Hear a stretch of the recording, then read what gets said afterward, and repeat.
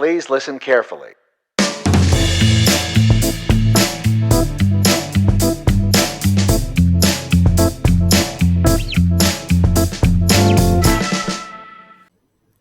¿Qué tal, María? ¿Cómo estás? Hola, Josep, ¿qué tal? Muy bien, bienvenida al podcast. Muchas gracias. ¿Desde dónde nos hablas hoy? Pues estoy en las oficinas de BitBrain aquí en Zaragoza. Ah, muy bien. Pues mira, ya tenemos varios de Zaragoza en el podcast, así que podéis hacer un club, os vais recomendando uno al otro. Oye, encantado de tenerte. Tú empiezas por la academia, ¿no? Cuéntanos un poco Eh, de esa vida inicial. sí, realmente, fíjate, yo estudié matemáticas, cuando además las matemáticas no eran nada populares, con un 5 entrabas en la carrera. Y la verdad es que cuando acabé la carrera, es verdad que yo había trabajado con una asociación de estudiantes que fundé para montar unas ferias de empleo en la universidad y entender qué salidas profesionales podría tener matemáticas y otras carreras de ciencias.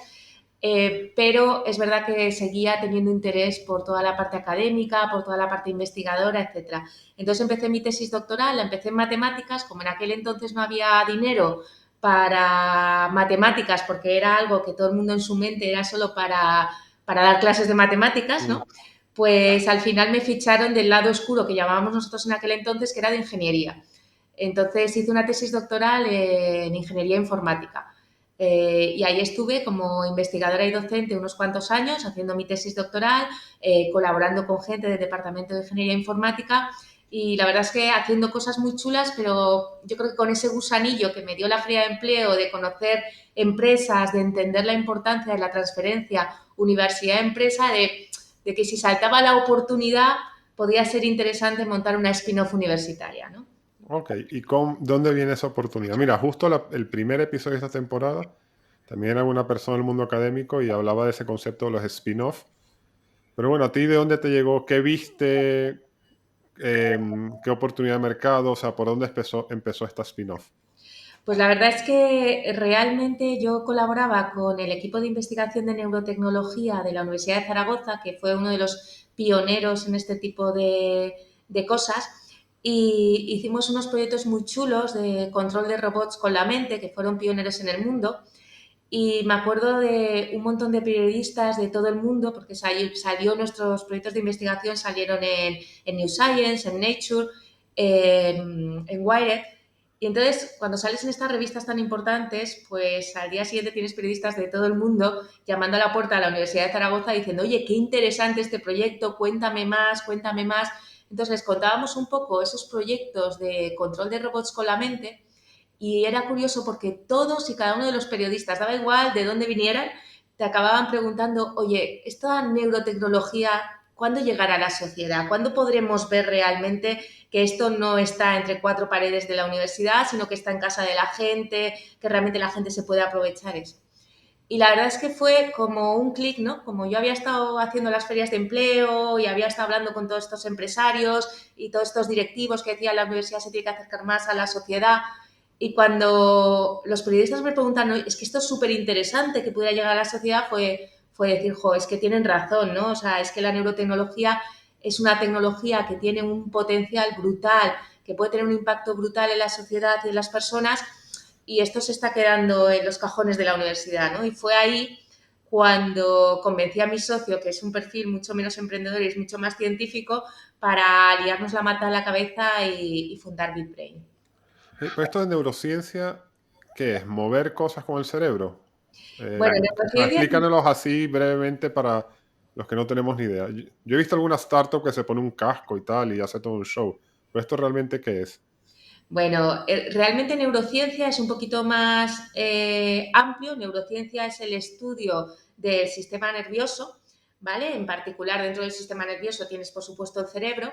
Y neurotecnología, que es un poco a lo que nos dedicamos nosotros en BitBrain, es desarrollar herramientas tecnológicas complejas que interactúan con el sistema nervioso, en particular con el cerebro. En nuestro caso particular en BitBrain, ¿qué tipo de tecnología usamos? Bueno, pues para que se entienda fácilmente, cuando tu cerebro está funcionando, las neuronas, cuando se comunican entre ellas, emiten electricidad. Pues nosotros lo que hacemos en BitBrain es desarrollar unos equipos, unos dispositivos que son capaces de medir esa electricidad que emiten las neuronas cuando se comunican, y luego generamos algoritmos, programas de ordenador, que lo que nos permiten es sacar información de esa electricidad que estamos registrando, ya sea información más de salud, ya sea información más emocional, cualquier tipo de información, ¿no? Entonces, en el caso particular de la silla de ruedas, lo que hacíamos era, con unos algoritmos un poquito complejos, ser capaces de inferir de las señales eléctricas cerebrales dónde la persona quería mover el robot.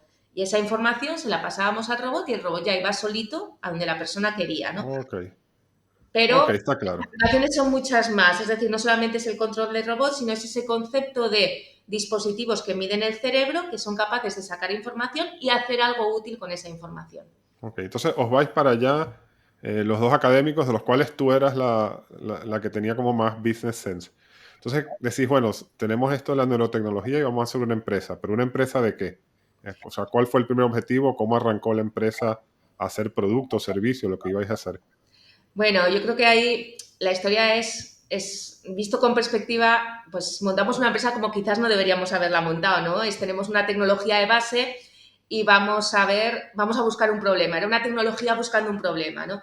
Realmente teníamos claro que el control de robots no estaba cerca de mercado, ni mucho menos, porque era un proceso complejo y había otras tecnologías que solucionaban el problema de mover los robots, se solucionaban de maneras mucho más ágiles que con el cerebro, pero sí que empezamos a mirar dónde podíamos aplicar esta neurotecnología. Y obviamente cuando vienes de la universidad también vienes muy sesgado y como al final tú lo que quieres, normalmente los investigadores siempre lo que quieres es tener un impacto en la sociedad, ¿no? Y qué mejor punto que un impacto en el mundo de la salud, ¿no? Y sobre todo con la situación actual de todas las enfermedades neurológicas, neurodegenerativas, etcétera, etcétera, ¿no? Entonces, en aquel entonces decidimos que donde nos queríamos dedicar todos nuestros esfuerzos era hacer una neurotecnología para impactar a pacientes. En ese momento, ¿qué pacientes seleccionamos? Pues bueno, hablando con distintos especialistas y viendo trabajos de otros investigadores, vimos que se estaban haciendo cosas interesantes en el tema del déficit de atención con niños, y ahí que nos lanzamos con todo el equipo a tratar de hacer una tecnología que pudiera mejorar cognitivamente a esos niños, ¿no? Y eso lleva como una serie de pasos. Empezamos primero con gente sana, sobre todo estudiantes de la universidad, que ya eran estudiantes de ingeniería y cuando hacías los test cognitivos típicos ya estaban arriba del todo, con lo cual tenía poco área de mejora, por lo menos que se pudiera medir científicamente. Luego ya hicimos algún estudio piloto con niños y realmente los resultados eran prometedores, realmente a nivel científico tenían muchísimo valor. Y cuando ya teníamos todo un poquito desarrollado, pues decidimos ir a hablar con los hospitales para ver qué nos decían, ¿no? Y ahí fue un jarro de agua fría, porque realmente abordamos el problema desde el punto de vista de investigación, como lo veníamos haciendo en la universidad, ¿no? Nos ponemos un problema y vamos con todo sin preguntarles a lo mejor a los usuarios, sin preguntarle a los pacientes, sin analizar el entorno y analizar el mercado. Y cuando llegamos a hablar con los hospitales, pues hombre, los médicos nos dieron una palmadita en la espalda, nos dijeron, oye, esto está muy chulo, es muy prometedor, pero primero tenéis los marcados médicos. Y nosotros, pues, ni siquiera habíamos pensado en eso, ¿no? Y lo siguiente que nos preguntaron es, ¿y cuánto cuesta esto? Y tiene que venir el paciente aquí al hospital y tengo que poner a una persona, ponerle el gorro, estar 1 hora con el paciente y eso durante 20 sesiones. Los resultados son prometedores, pero no son coste efectivo. Esto, si lo llevas al mercado, va a ser la última opción. Antes les daremos medicación, antes les haremos otras cosas y esto quizás al final lo utilicemos, ¿no? Entonces fue, como te digo, o sea, fue como un jarro de agua fría, decir, jo, hemos dedicado todo un año a investigar, a hacer las cosas bien, patentamos, hicimos una serie de cosas que estaban bien hechas, pero no hicimos lo más básico, que fue preguntarle al mercado y analizar el mercado, ¿no? Entonces el tema no pintaba bien, ¿no? Empezó mal, porque estuviste haciendo un producto que o que no era costo efectivo o que nadie quería. Entonces, no sé, ¿cómo sacas esto adelante? Pues parecía el final de la empresa, ¿no? Te volvías a la academia. Sí, no pintaba bien, pero sí que es verdad que estamos hablando de 2010. ahora hay muchísima gente y cada vez hay más empresas dedicándose a la neurociencia, a la neurotecnología, pero en aquel entonces era algo súper novedoso, súper innovador. Y precisamente por serlo, si ya lo es a día de hoy, imagínate en 2010, por serlo, pues me invitaban a dar como muchas charlas para contar un poco lo que era la neurotecnología, para qué podía servir, dónde lo queríamos aplicar, etcétera. Y curiosamente, en esas charlas, pues a veces había gente del mundo del marketing y cuando acababa la charla se me acercaban proactivamente, me daban la enhorabuena, oye, qué interesante todo esto que has contado, pero aparte de salud, ¿se te ha ocurrido aplicarlo en el mundo del marketing? Porque yo me dedico a esto y sería fantástico poder tener una pista de qué es lo que realmente mueve a los consumidores. Es decir, cuando yo tengo un producto, me gustaría saber no solamente lo que me cuentan los consumidores, sino realmente a nivel no consciente que están sintiendo, realmente esto está gustando, porque uno de los problemas que hay en el mundo de marketing es que tenemos la investigación de mercados tradicional, donde preguntamos a los consumidores nos dan su opinión, pero siempre queda esta cosa de que, bueno, que hay una parte no consciente que no estamos midiendo, ¿no? Y entonces sí que es verdad que surgió aquí la oportunidad de decir, oye, podemos utilizar esta tecnología para tratar de entender mejor a los consumidores y dar respuesta a este mercado que en ese momento era emergente, pero que parecía que había bastante interés. Y ahí aparcamos toda la parte de salud y nos metimos en ese mundo que además, pues bueno, pues era bastante nuevo para nosotros. Sí, está el tema del neuromarketing, ¿no? O sea, lo que tú dices de la investigación de mercado es cierto, ¿no? Pero eso es cuando la investigación de mercado es stated, ¿no? Uh Pero -huh. eso es entendido, ¿no? O sea, la gente que sabe investigación de mercado de verdad sabe que si tú vas y le preguntas al consumidor, te dice cualquier cosa. Yo siempre digo el ejemplo, que suponte que tú quieras hacer una propuesta de valor por una aerolínea y tú vas y le preguntas al consumidor, oye, para ti es muy importante que el avión no se caiga. Sí, claro, es importantísimo, pero eso no significa que esa tiene que ser el centro de la propuesta de valor, ¿no? Porque eso es un poco un sanity. Sin embargo, hay otra serie de herramientas o técnicas de investigación de mercados que solucionan ese problema, ¿no? Todo lo que es la relevancia inferida. Pues en vez de preguntarle lo que es importante al cliente, eh, compara su comportamiento comercial o del objetivo que tú quieres versus las visiones que tienen sobre marcas, productos, experiencias, etc. Entonces, explícame un poco mejor por qué el neuromarketing es o un complemento o te ayuda mejor a entender realmente lo que quiere, lo que necesita, lo que opina el cliente, versus otras técnicas de investigación de mercados un poco más avanzadas que simplemente irle a preguntar directamente a un consumidor si esto te gusta o no. Perfectamente. Bueno, lo primero de todo, dejar claro que desde nuestro punto de vista, el neuromarketing es un complemento a lo que se está haciendo. O sea, en ningún momento viene a sustituir. Por dos motivos. Por la propia toma de decisiones como es decir, la toma de decisiones tienes una parte no consciente, pero luego tienes una parte consciente, con lo cual es bueno poder tener información de las dos partes, ¿no? De todo el proceso de toma de decisión, pues de las dos partes, la consciente y la no consciente. En cuanto a estas técnicas un poquito más avanzadas de investigación de mercados, que obviamente no es directamente ir a preguntar, sino hacer un poquito inferir lo que realmente está moviendo al consumidor, realmente también son complementarias, en el sentido de que con neuromarketing no puedes llegar donde llegan esas técnicas. El neuromarketing requiere de tener una serie de estímulos que tú puedas evaluar, con la que tú puedas estimular al participante, ¿no? Entonces, cuando a mí me vienen clientes y me piden cosas un poco como muy estratégicas, en esa fase más estratégica, el neuromarketing probablemente no es la solución y te tienes que ir a estas técnicas que tú dices. Lo que pasa es que las aplicaciones más comunes en neuromarketing son aplicaciones muy de detalle y el día a día del director de marketing hay una parte que es estratégica, pero hay mucha carga de trabajo en cosas muy de detalles. Pongo este color o pongo este otro. Este vídeo, este spot, ¿qué frames están funcionando y cuál no? Estas manos que he metido así un poco hechas como generadas por ordenador, ¿se ven realistas o no? O sea, son preguntas súper de detalle que tú le podrías preguntar conscientemente a la persona, pero es que vamos, que lo va a Mm. analizar conscientemente cuando nunca lo analizas conscientemente y el neuromarketing te permite eso. Entonces yo diría que también estas técnicas que tú estás nombrando sirven para contestar preguntas un poquito más distintas, ¿vale? Más Ok. generales, más estratégicas, mientras el neuromarketing lo que te permite es diseccionar esos estímulos de marketing que los directores de marketing quieren evaluar. Entonces, efectivamente, si tú estás en la parte más estratégica, hay alguna técnica de neuromarketing que te puede ayudar, pero probablemente es mucho más potente lo que tú estás diciendo.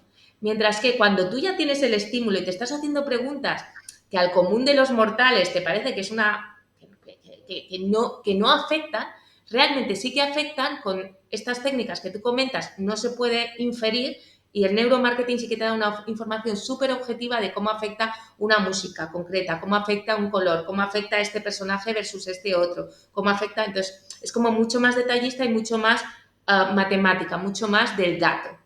Ok, danos un ejemplo concreto de un proyecto real que hayas hecho que con el neuromarketing te haya salido alguna conclusión así sorprendente. Bueno, a ver, hacemos muchos proyectos de neuromarketing, trabajamos con mucha gente, entonces así, cosas sorprendentes. A ver, no por el resultado, sino simplemente el tipo de proyecto, porque yo creo que cuando la gente piensa en neuromarketing, piensa en proyectos muy concretos. Trabajamos, por ejemplo, con Disney, con la película del revés, que no sé si recordáis, es una película sobre las emociones humanas, sobre el cerebro, etcétera. Entonces fue muy curioso trabajar y ver de qué manera la evolución de la película, como cada frame, cada personaje, cada elemento estaba generando una serie de reacciones emocionales en la audiencia, ¿no? Entonces fue un estudio bastante curioso, bastante que se sale de lo normal y que nos permitió entrar en un mundo que la verdad es que es súper interesante, que es el de las series y las películas de Hollywood. Para entender bien esto, o sea, vosotros ponéis un grupo de gente a ver la película y le ponéis algún mecanismo de medición de sus ondas cerebrales Eso es. y entonces vas viendo cómo reaccionan. ¿Y esto para qué se usa? O sea, práctica, yo entiendo la información que te da, pero esa información, ¿para qué se usa? Para después definir dónde se sienten mejor y sacar un producto de esa parte o no sé. Sí, quizás podemos ir a un ejemplo concreto. Por ejemplo, cuando estamos analizando vídeos, ya sea una película, ya sea un spot televisivo, ¿no? Al final, en el caso del spot televisivo, además, es que es súper claro, ¿no? Porque al final el spot televisivo, tú emitirlo tiene un coste.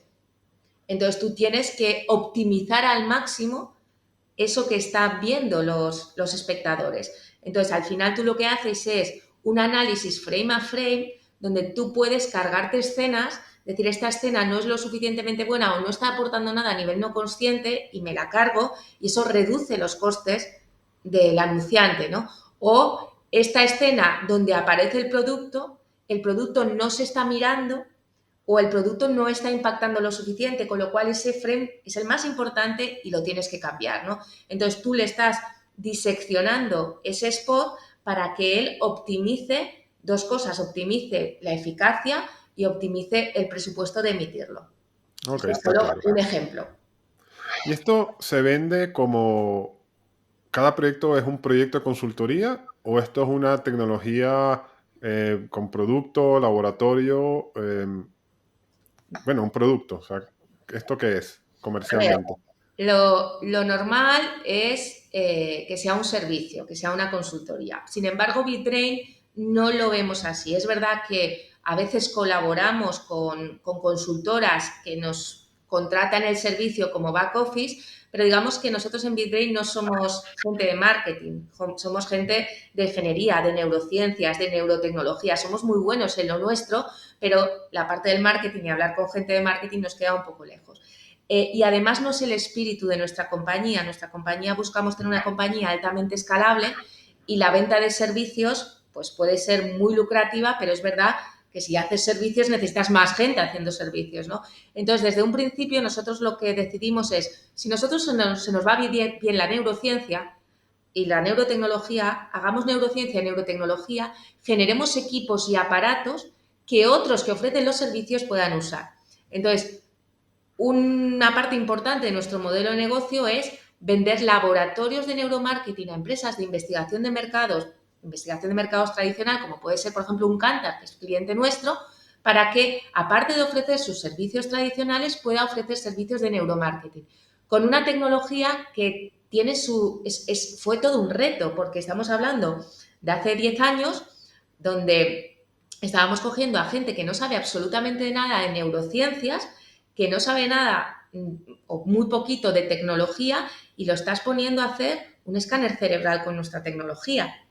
Y lo estás poniendo a hacer unos protocolos experimentales que no se parecen en nada a los que hace, ¿no? Entonces, tuvimos que hacer una inversión muy fuerte para entender la usabilidad, para entender cómo estos no expertos en neurociencia podían usar estos equipos de una manera confiable, es decir, que los resultados fueran fiables, si no, ¿para qué lo haces, no? Entonces, el modelo actual de negocio de BitBrain es, en neuromarketing es una pequeña parte, hacemos servicios, porque al final eso nos obliga a entender qué tipo de servicios van a poder ofrecer nuestros clientes y ponernos en los pies de los clientes, pero una parte importante que además es más escalable es, oye, yo a ti, investigador de mercado, que tienes tus procesos de investigación, etcétera, te vendo una tecnología para que sea muy fácil para ti aumentar tu portfolio de productos y añadir el neuromarketing, ¿no? Ok, está claro entonces. O sea, esto en realidad tú das una tecnología, una medición, un cloud, un reporte, etcétera, etcétera. Ok, pero mira, sin embargo aquí te vendiste un poco al capitalismo salvaje, ¿no? Porque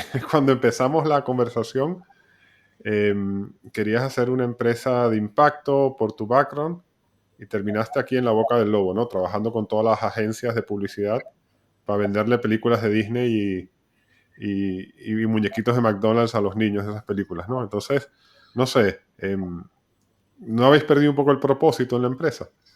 No, no, porque claro, aquí te estoy contando lo que hasta ahora nos ha ido dando de comer, pero realmente eso fue una necesidad financiera que luego se ha convertido, es decir, al final le acabas cogiendo cariño a esta línea de negocio y te das cuenta que es mucho más interesante de lo que a lo mejor a priori un profesor de universidad, un investigador podía imaginarse, ¿no? Pero realmente no hemos abandonado en ningún momento la línea de salud. Tomamos buena nota de lo que nos dijeron los médicos, hemos hecho nuestros deberes, hemos analizado muchísimo mejor el mercado de salud, hemos entendido exactamente dónde queríamos aportar, cuál era la barrera de entrada de la neurotecnología y del tipo de soluciones que nosotros proponíamos, que básicamente era una cuestión de coste efectivo, de usabilidad, etcétera. Y hemos estado todos estos años trabajando para hacer una tecnología que hasta el momento era impensable, ¿vale? Entonces, hemos ido combinando toda la parte de I+D, pero I+D dura, es decir, I+D en hardware, I+D en tratamiento de señal, I+D en un montón de cosas, en materiales, etcétera, con esa línea de negocio que nos permitía invertir en I+D. Al final, veníamos de la universidad, estábamos familiarizados con, por ejemplo, con la petición de proyectos de I+D a entidades públicas, como puede ser la Comisión Europea o el Ministerio, y es algo que hemos ido combinando. Es decir, hemos conseguido ayudas a la I+D, esas ayudas no te cubren el 100% de la investigación, y entonces la manera de cubrir ese 100% de la investigación era consiguiendo fuentes de ingresos Ok, por otro o lado. sea que esto ha sido para financiar el propósito de la empresa. Ok, está claro. Inicialmente sí, pero hay una cosa que creo que es súper importante, porque no solamente nos ha ayudado a financiar el propósito de la empresa, sino que nos ha permitido adquirir un conocimiento súper interesante a nivel de usabilidad. Nosotros en salud queremos llevar la tecnología a casa del paciente, el paciente no es experto, no es un médico. Tenemos toda la experiencia de haber entendido cómo gente de marketing usaba la tecnología. Hemos aprendido muchísimas cosas de tratamiento de señal en entornos no controlados, que es lo que nos estamos enfrentando ahora en salud. Entonces, nos ha dado dos cosas. Financieramente nos ha venido muy bien, pero también desde el punto de vista de conocimiento nos ha aportado muchísimo valor. Ok. ¿Y cuáles son esos productos o, me imagino son productos o servicios que estás desarrollando en la parte de healthcare? Bueno, realmente estamos haciendo varias cosas. Yo creo que uno de los hitos más importantes que se consiguió a principios del año pasado es, como te comentaba, nosotros nos quedamos como muy marcados por eso de no es coste efectivo, ¿no? Entonces Ujú. nuestra obsesión ha sido, tenemos que hacer que esto sea coste efectivo, porque si no, no nos va a servir de mucho, ¿no? Y además, si es coste efectivo, puedes llegar a muchísima más gente. Entonces, esa ha sido nuestra obsesión. Y la primera barrera, como comentábamos, era el hardware, era el dispositivo. Los dispositivos, hace 15 años, eran unos dispositivos que yo recuerdo que tenías que poner como unos tornillos en la cabeza con gel. Aquello era una cosa de usabilidad tremenda, que tardabas cerca de 1 hora en poner el dispositivo, los precios eran prohibitivos, entonces realmente sí que había una barrera de entrada ahí enorme, ¿no? Hemos trabajado mucho para llegar a una cosa que es una tecnología textil, con sensores textiles. De hecho, tengo aquí una bandita, ¿vale? Ujú. Y para los que nos veis por YouTube, estos son unos sensores con hilo textil conductor. Y esto es de tan fácil colocación como es como una cinta de tenis, para los que no nos estáis viendo, es como una cinta de tenis que tú te colocas y esto ya te mide. Es súper sencillo de utilizar. Entonces, esta tecnología nos ha permitido dos cosas. Primero, la usabilidad necesaria para que un paciente la pueda usar, pero es que además nos hemos llevado una tecnología que tradicionalmente es muy cara de fabricar a una industria que es la industria textil, que es muy barata. Entonces, hemos conseguido mejorar usabilidad y hemos conseguido mejorar el precio y reducir precios, ¿vale? Ok, entonces tu producto entiendo que es esta cinta, que es una manera coste efectivo y mucho más utilizable, porque a mí me contaba la de Curable que cuando les medían el apnea de sueño, les tenían que poner cosas, lo que tú dices, ¿no? Entonces ellos iban a hacer una prueba de sueño y se dormían y se movían y eso se movía, para que no había manera. Entonces yo entiendo que tu producto no es para una condición específica, sino que es uno para todo lo que necesita medir las ondas cerebrales. Lo que es la parte del dispositivo, sí. Hemos Ok. hecho un dispositivo con calidad médica, siguiendo toda la normativa médica que mide con una calidad comparable a un dispositivo médico que puedas tener en un hospital. Pero ahora falta la siguiente parte. Cuando hablábamos de neurotecnología, hablábamos del dispositivo, pero luego hablábamos de unos algoritmos que nos permiten hacer cosas con esa información que sacas del cerebro. Bueno, pues una parte es el hardware y eso ha sido un hito impresionante porque es el habilitador, pero luego hay otra parte muy importante que no nos podemos olvidar, que son todos esos algoritmos para qué hago con esa señal cerebral, ¿no? Ah, ok. Entonces ahí, digamos que tenemos a día de hoy dos focos. El primero es trastornos del sueño y el segundo es demencia y Alzheimer, ¿vale? En trastornos del sueño, ¿qué estamos haciendo? En trastornos del sueño estamos diagnosticando en casa del paciente, es el objetivo final, estamos en ensayos clínicos. Y también estamos empezando a hacer algunas cositas de tratamiento. En demencia y Alzheimer, ¿qué estamos haciendo? Estamos lo mismo, estamos tratando de utilizar inteligencia artificial para diagnosticar con años de adelanto, porque una de las cosas que se cree del Alzheimer es que cuando te diagnostican ya es demasiado tarde para hacer nada. Entonces queremos con este tipo de tecnologías que te permite algo que hasta ahora desde un punto de vista de investigación era imposible, es tomar cantidades ingentes de datos en fases muy tempranas, antes incluso que salgan los síntomas, y con eso utilizar inteligencia artificial para inferir, según los datos cerebrales de una persona, las posibilidades de que tenga el Alzheimer o no en un futuro. Eso es una de las cosas que estamos haciendo. Y otra de las cosas que estamos haciendo es tratar de retrasar la aparición de la demencia. Cogemos a gente que tiene un deterioro cognitivo leve y les hacemos una especie de intervención, un tratamiento con esta tecnología para cambiar las ondas cerebrales que median en sus capacidades cognitivas, y cambiando esto creemos que lo que conseguiremos será retrasar la aparición de la demencia. Desde luego a la gente que tiene deterioro cognitivo leve, cuando hace esos entrenamientos les ves que están mucho mejor cognitivamente, pero es que además si tú estás mucho mejor cognitivamente probablemente tardes más en caer en demencia. No creemos que la podamos quitar, pero sí retrasar lo suficiente como para a lo mejor una persona no llegue a morir con demencia. Ah, pero esto es interesante, ¿no? Porque tú tienes ahí, tienes que aprender o tienes que saber medir las ondas cerebrales.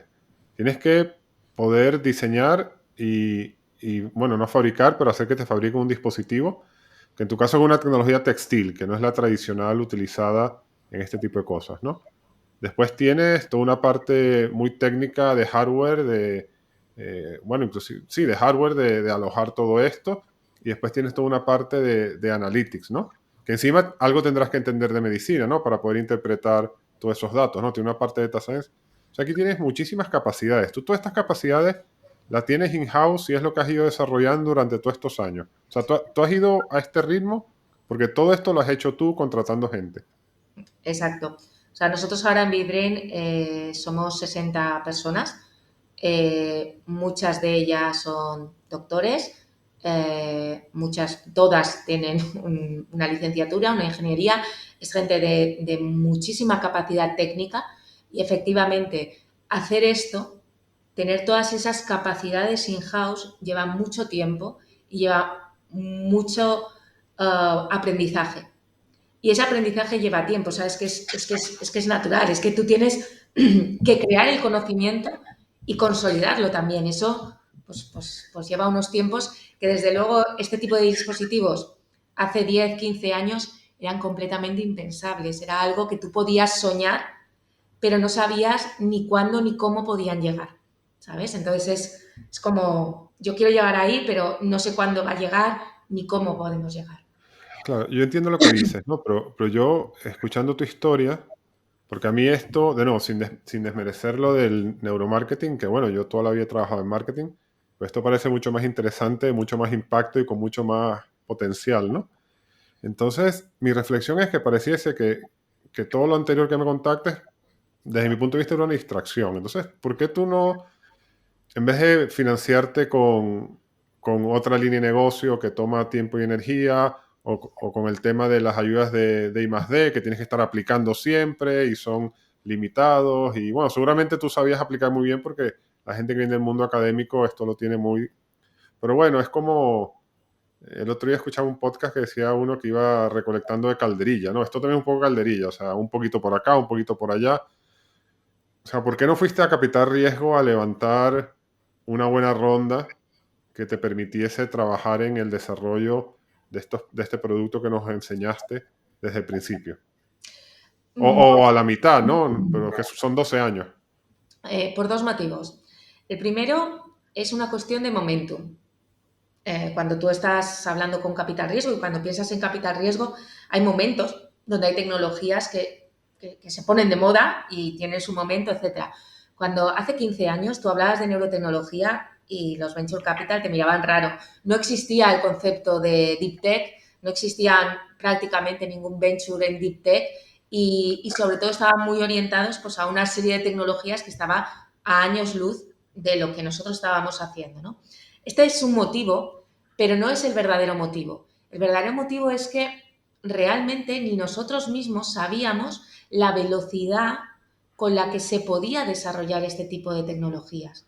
Yo podía ir a un venture y venderle esta moto, pero es una moto que ni yo misma me creía porque no sabía, porque había demasiadas variables que no dependían de mí, que, que no podíamos controlar. Es decir, realmente que todo esto se haya acelerado tanto es el compendio de muchas cosas. El compendio de que se ha acelerado los nuevos materiales, toda la irrupción de la inteligencia artificial. O sea, al final, esa convergencia de distintas tecnologías ha permitido que la neurotecnología vaya avanzando.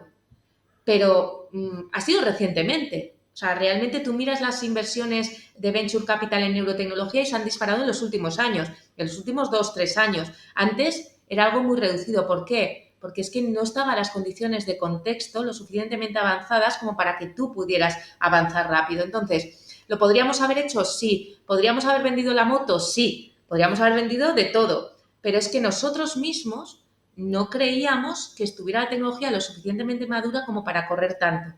Y realmente cuando tú estás en una fase de I+D, necesitas tiempo de calidad, necesitas tiempo para, lo que decía antes, ¿no? Para generar ese conocimiento, para consolidarlo.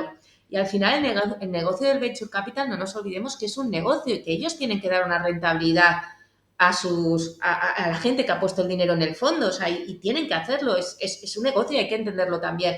Entonces, digamos que yo no me sentía cómoda vendiendo algo que probablemente podría haber vendido sabiendo que probablemente fallaré, ¿no? Entonces, para mí era mucho más importante, oye, vamos a quitarle riesgo a lo que es la empresa, vamos a quitarle riesgo a lo que es el proyecto y cuando ya lo tenga bien preparado y bien empaquetado, le haya quitado riesgo y lo veo claro y tenga el camino y sepa que no, obviamente puedes fallar igualmente, ¿eh?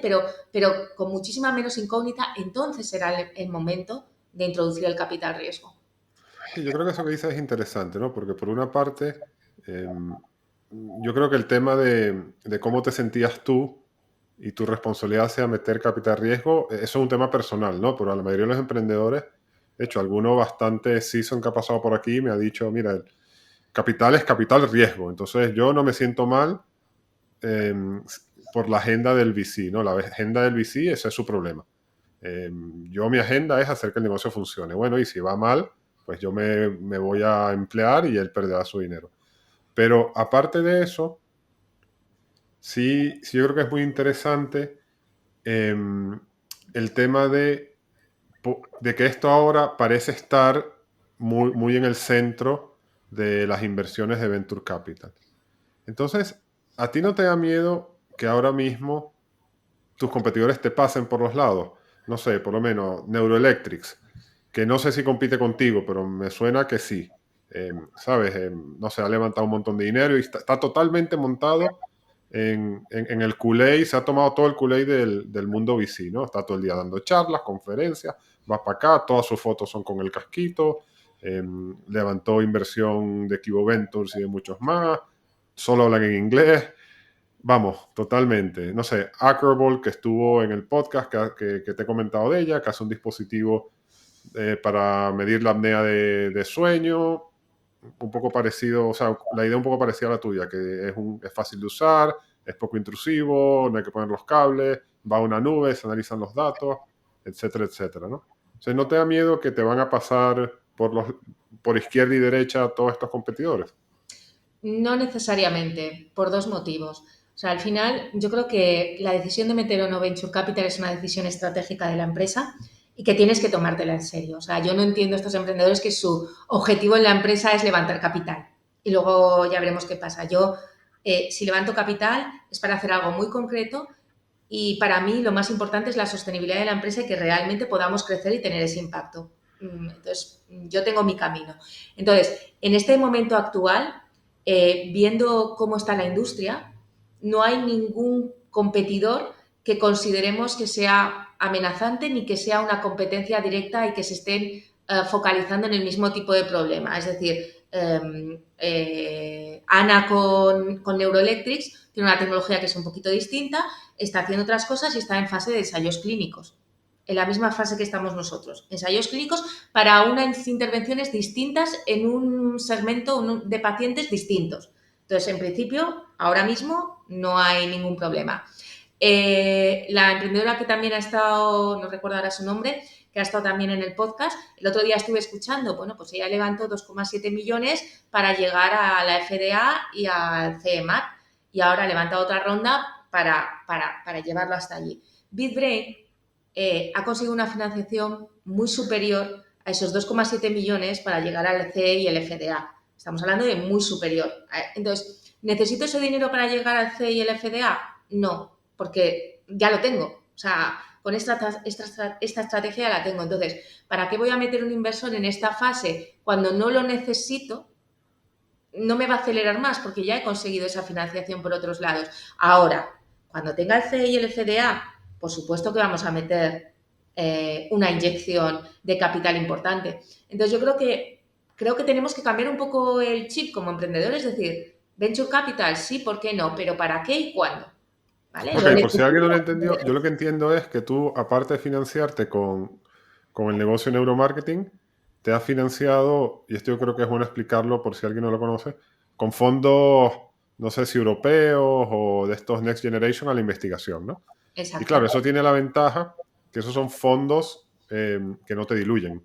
O sea, Nada. eso es dinero que destina la Comunidad Europea para que se haga investigación de alto impacto y esto es a fondo perdido, o sea, es una inversión, no hay que devolverlo y no te diluye. Ok.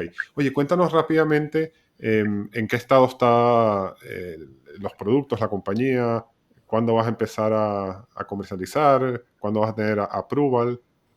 Bien, a ver, aquí lo que estamos haciendo es una estrategia, obviamente cuando no tienes venture capital y sabes que tienes que pagar las nóminas todos los meses y que necesitas esto, pues también vas pensando cómo rentabilizar al máximo todo lo que tienes, ¿no? Entonces nosotros es verdad que tenemos la línea de neuromarketing, pero es verdad que también nuestros equipos los vendemos para fines de investigación. Eso es otra línea de negocio que nos está dando ingresos y que además nos permite colaborar con investigadores de todo el mundo y estar muy al día del estado del arte y cómo están las distintas investigaciones, etcétera, ¿no?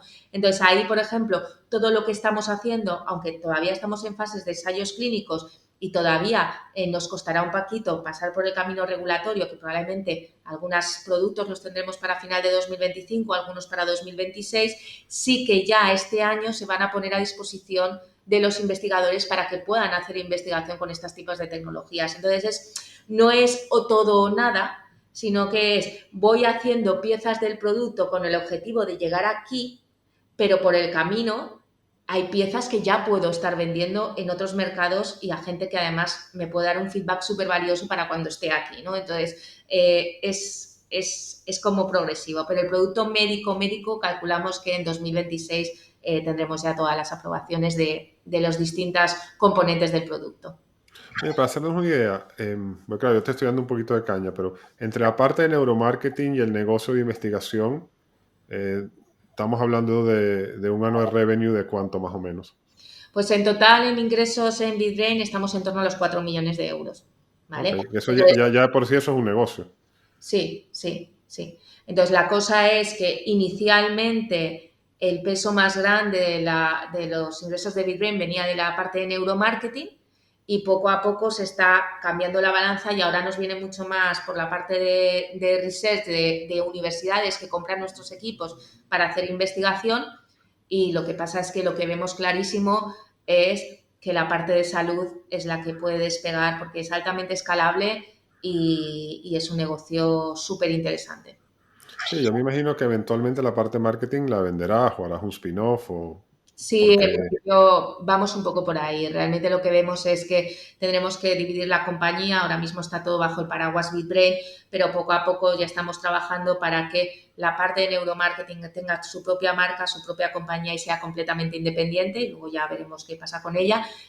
Sí que creemos que es importante conservar la parte de research por una cuestión más estratégica, no tanto como revenue, no es escalable, no es algo que pueda atraer a un inversor, pero sí que desde el punto de vista estratégico es súper interesante estar cerca de los investigadores y conocer de primera mano lo que están haciendo.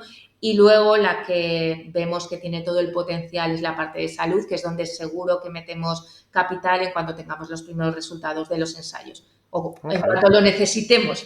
Ahora mismo. bueno, te diluirás menos que, pues no Sí. estarás desesperada. Le dirás, pues si no, sigo con mi neuromarketing y me financio yo. Ok, oye, antes de dejarte ir, que sea unas preguntas un poco más personales. Entonces, tú saltaste de la academia directamente a emprender y tu socio dijiste que es todavía más académico que tú.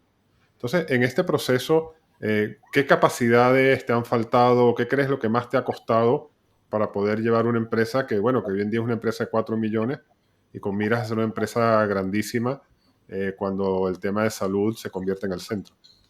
A ver, yo creo que aquí, siempre lo comento, yo creo que nos subimos un poco, yo creo que cuando estás en investigación muchas veces consideras que la investigación es lo más difícil del mundo y bueno, que si somos capaces de mover robots con la mente, ¿cómo no vamos a montar una empresa que eso es, eso debe ser muy fácil, ¿no? Entonces yo creo que ahí pecamos de optimismo. Y yo creo que en la universidad, por lo general, se mira como por encima del hombro el trabajo que se hace en las empresas, como diciendo, yo hago la investigación, algo que es verdaderamente difícil, nadie ha hecho antes nada. Y yo creo que pecamos un poco por ahí. Y desde luego competencias que nos ha ido costando pedir, bueno, la primera de todo, escuchar al mercado, esa clarísimo, ¿no? Pero luego también hay una que me parece súper relevante y es que en la universidad muchas veces lo haces tú todo y no entiendes el concepto de coste de oportunidad y te cuesta delegar. Entonces yo creo que es algo que como en la universidad cuando tú haces tus proyectos de investigación, tú te lo guisas, tú te lo comes, tú pones los gorros, tú haces no sé qué, pues como que luego dices, ¿cómo voy a pagar a alguien para que ponga las gorras? Ya lo pongo yo. Y lo que no te das cuenta con esa mentalidad de universidad es que, claro, que el tiempo que estás poniendo gorros no estás haciendo cosas más importantes, ¿no? Entonces yo creo que eso ha sido algo que sobre todo al principio nos costó un poquito, pero que obviamente eso ya es una asignatura superada, ¿eh? Ahí le podemos poner el check, ¿no? Y luego también es verdad que yo le doy muchísima importancia a la parte de la cultura. Y fíjate, yo creo que ahí venir de la universidad no ha sido malo. Tenemos una cultura un poquito distinta a lo que yo estoy viendo. Yo estoy en varios consejos de administración y veo que nuestra cultura es muy especial, la cultura que tenemos en BitBrain. Y es fantástico porque cuando estás haciendo algo tan innovador, tú necesitas a gente, te necesitas talento y necesitas a gente súper motivada, ¿no? Entonces, los estilos jerárquicos en este tipo de empresas yo creo que no son los mejores y creo que tenemos una cultura fantástica. Pero qué duda cabe que toda la gestión del talento es, yo creo, una de las asignaturas más difíciles que tiene cualquier emprendedor. No, para todo. Los emprendedores, empresas pequeñas, medianas, grandes. Y ahora que soy independiente, he trabajado con algunas empresas pequeñas que yo no estaba acostumbrado y hay los mismos problemas de talento, incluso peores que en las grandes. O sea, ese es el gran tema, ¿no? Para que las cosas funcionen. Oye, María, muchísimas gracias por estar en el podcast. La verdad que muy interesante todo lo que cuentas. Yo creo que tendremos que hacer un review de este episodio en un par de años, ¿no? A ver, Pero a ver primero si los productos ya están aprobados después de los clinical trials, cómo están yendo y si has metido nuevo Venture Capital y cómo ha sido esa relación que siempre es interesante con los inversores. Oye, muchísimas gracias por estar aquí. muchísimas gracias por tu tiempo y por habernos invitado. Muy bien. Oye, para terminar, si tú piensas en el tema del éxito, y sobre todo con tu background diferente a la mayoría de los emprendedores, ¿qué es para ti el éxito? ¿Cuánto de ese éxito crees que has alcanzado y qué te falta para alcanzarlo plenamente? Para mí el éxito sin duda es tener impacto. Y, y- y lo que hemos alcanzado, hombre, creo que para tener impacto tienes que estar vivo como empresa, eso lo hemos conseguido, de momento eso check también, pero creo que tenemos muchísimo camino por recorrer. Yo creo que aquí en España tenemos está mal visto ser ambicioso, pero yo soy muy ambiciosa. O sea, yo creo que la neurotecnología puede abarcar muchísimo, puede ayudar a muchísima gente. Entonces, yo creo que necesito varias vidas para alcanzar ese impacto que me gustaría que alcanzara la compañía. Lo bueno es que las compañías pueden durar más que las personas, ¿no? Entonces, tener impacto es a mí la definición de éxito. Entonces, si realmente conseguimos retrasar la aparición de la demencia, si realmente conseguimos diagnosticar sueño de una manera eficiente, ¿no? Y que no haya tanta gente sin sueño, si realmente conseguimos, por ejemplo, otros proyectos que tenemos en mente ya más para el futuro, es abordar el problema del ictus. Es que hay tantísimas cosas que hacer que vamos, que como te decía, necesito varias vidas. Pero para mí eso es la definición del éxito, tener el impacto en la vida de la gente.